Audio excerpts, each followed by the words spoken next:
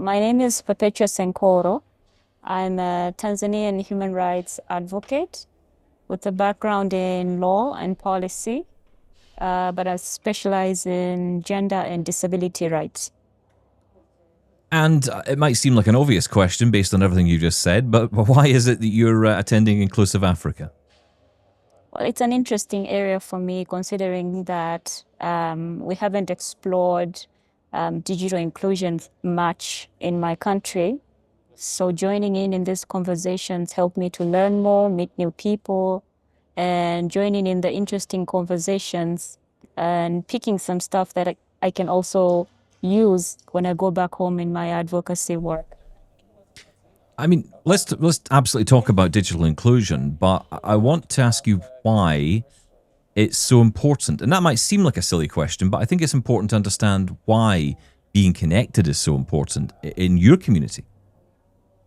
Well, it's important for, no, I myself have a disability, I have albinism, and I have grown within the disability community in my country. And there's a big gap when it comes to communication and the relationship between the disability community and the general community. There's a lot of negative attitudes, there's a lot of weird beliefs, a negative outlook towards the disability community. And we're often left out when it comes to different issues that are beneficial for us, issues that influence our lives. So getting connected is quite important for us in terms of enhancing our contribution to the general community, enhancing the image that we have, amplifying our voices, making us heard, and facilitating understanding between us as the disability community and the general community, having them understand us and having them involve us in the day-to-day stuff in the, life, Yeah, we've heard that again and again with so many conversations we've had at Inclusive Africa about the, attitudes. And it's not just, attitudes of local people around you. It's also a governmental or educational level as well. It's how do you go about trying to change that, make a difference? One is being an example, showing the resilience that as a person with disability, showing that one can be successful, number one, showing confidence, showing that one can be accepted regardless of their ability, regardless of their difference, and increasing the level of confidence among other people with disabilities that have not been so privileged to have opportunities that a few of us have been able to access. So just showing that positive image that can uplift the spirits of others, so that many more of us can be able to access such opportunities and platforms. Yeah, the few need to help the many, right? Because there is a Yes. reality here, as we all face as disabled people, the coming to terms with who we are. And Yes. I was reminded of this actually recently with an email we got into the show. Someone was saying how they felt that oftentimes, because that person had been born blind, people would write off their experience or challenge dealing with their disability because, well, they were used to it. They had it their whole life. They were used to it. But the reality is they were still dealing with the grief, still dealing with the challenges of coming to terms every day. And that's often the hardest bit for us, isn't it? It's getting ourselves into a position where we can accept before we can even consider helping someone else. And it comes with the territory, because looking at the challenges that we face, which are often an everyday thing in comparison to other people who do not have the impairments that we have, most of us just give up on themselves, Most of us just lose the self-confidence and see themselves as lesser people because of who they are. And bad thing is, some of us even hate themselves. They hate how they look. They hate they hate the reasons that they were born, So having role models out there, having examples to look up to, people that they can look at and have hope that there's something more to this, something good can actually come out of this, is quite helpful and quite change making. Yeah.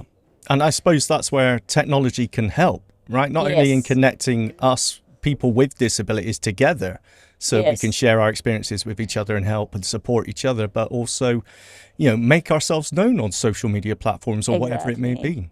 Yes, But exactly. here's a question though, because this is the bit that I'm really interested in. How do you deal with digital inclusion or exclusion? Actually, let's be honest, it's exclusion is the problem, right?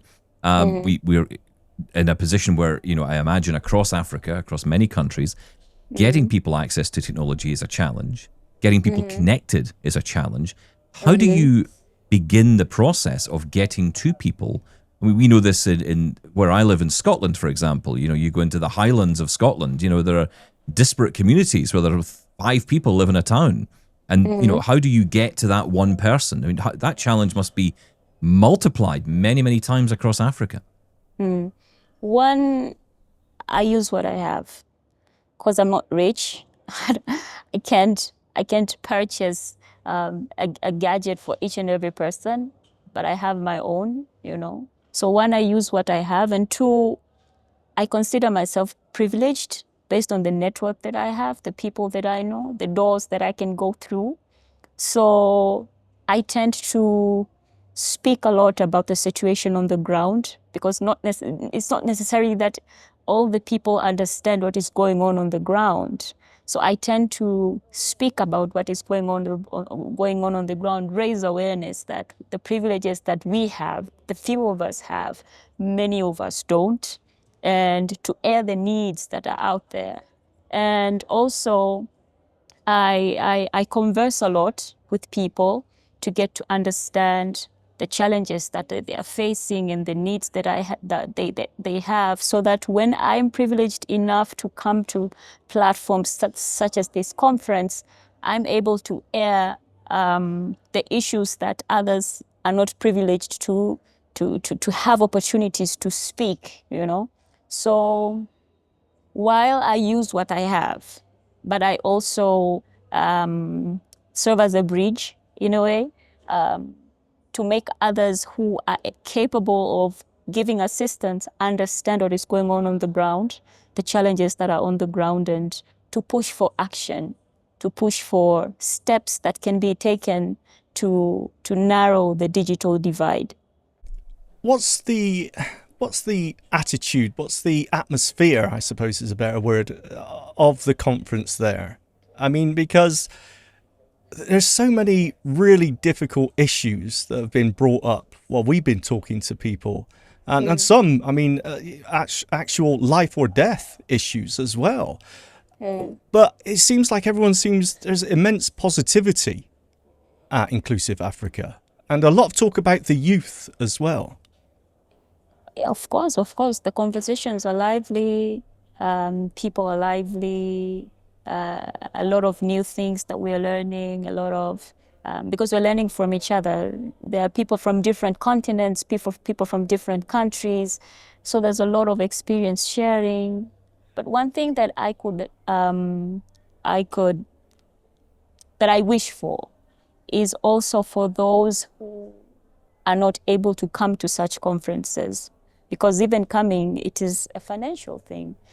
If you can't purchase an air ticket, if you can pay for the fee, for the entry fee, that means you're not able to come to this to participate in these conversations. You're not able to learn what is the different topics that are aired in conferences such as this. So my wish is to broaden the audience by using tech or anyhow, so that even the people that are out there on the ground that are not, how can I say, they're not financially capable of also participating, those people can also be able to hear these conversations and get the chance to also contribute. I wish there would be a broader audience somehow. Yeah. Well, we're hoping to do some of that here with the show, right? We want to Yes. be able to get the show out to as many people as possible so that everyone can hear these conversations, because this is vital, these Yeah. conversations I had. A lot of people go to conferences often with an agenda in their mind of who they want to speak to, what they want to talk about. They've got their own message they want to send. But you've been there a couple of days. What are you taking away?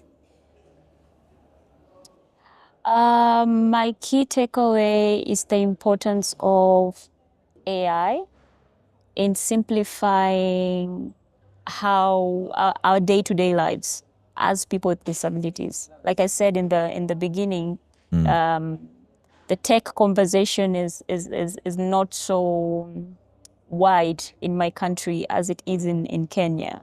So my takeaway is to go back and try to push it some more, try to engage some more people in the disability community, and see how we can extend this momentum also to my country, because I know there's a gap and a lot of people need to hear the conversations that are here.